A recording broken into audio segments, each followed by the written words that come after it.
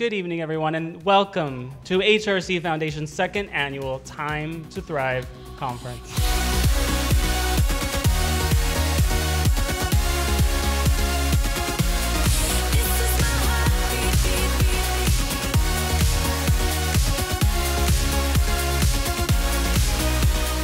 It's so great to be part of this wonderful program for the second year running. It's a huge accomplishment for HRC. And I'm so thrilled to be asked to be back here again for the second year. I think this is an amazing event, and I'm very proud of everybody who helps put it on. Last year at this conference, I sat in a room with school teachers and counselors seeking information they needed for their students, despite their very real fear of consequences to themselves. This is the only conference of its kind in which policymakers, advocates, mental health and educational professionals gather with LGBTQ youth to explore how we can do our jobs better.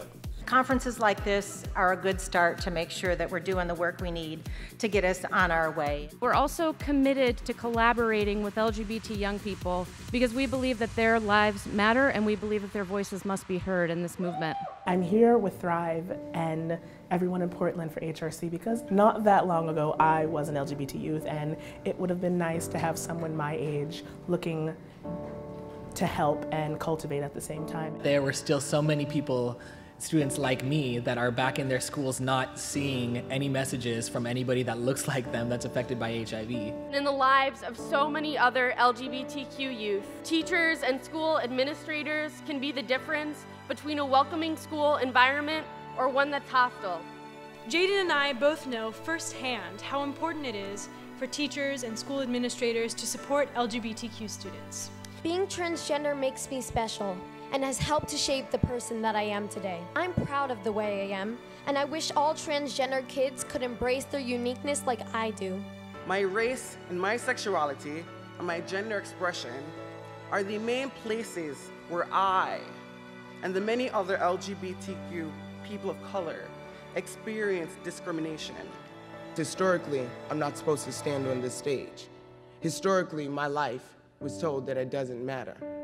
But I know it matters.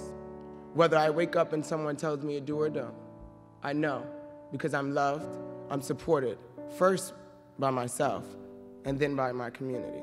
It is precisely this history, that culture, and that commitment to diversity and inclusion that makes it possible for me to stand before you today as president of AT&T California as a gay man of color.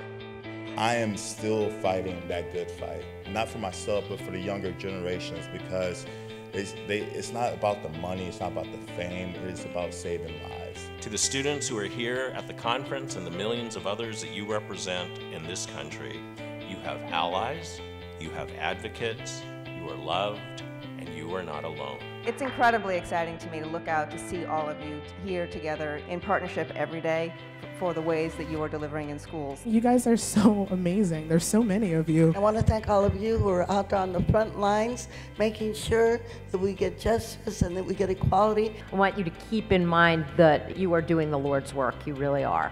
Gender nonconforming kids need adults like you to advocate for them. Every school district in the country should have a policy protecting kids like me. School safety is our business for all who work in schools and for all our students. Should they be able to go to school free of the fear and discrimination and intimidation? And every child has that right as an American. Love, honor, cherish. Why is every parent not also making this commitment to their child?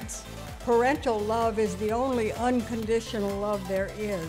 Unfortunately, we know that many LGBT youth don't have parents who love and support them and affirm their identities. We're working to not just serve the young people, but the whole family, because literally LGBTQ youngsters are members of the family. As LGBT young people increasingly come out in childhood, we share the promise of that journey together to help families, congregations, schools, and communities build healthy futures for our LGBT children. You knew that you can make a difference in the young people's lives that you serve. We're just beyond appreciative of you being here this weekend to learn and going back into your communities to create the needed change for the young people you serve. It doesn't matter how many times you get knocked down in life. It only matters what you do when you get up. And it is so critical that you are on the front lines of dealing with some of the most important civil rights issues that we face across the country today. I'm only one person, but I'm here as a voice of transgender youth everywhere. And by speaking today, my message will spread from you to others. That's why you have to do everything in your power to fight for our right to be treated equally, to be supported, and to be respected for who we are. It is our time to thrive. Don't look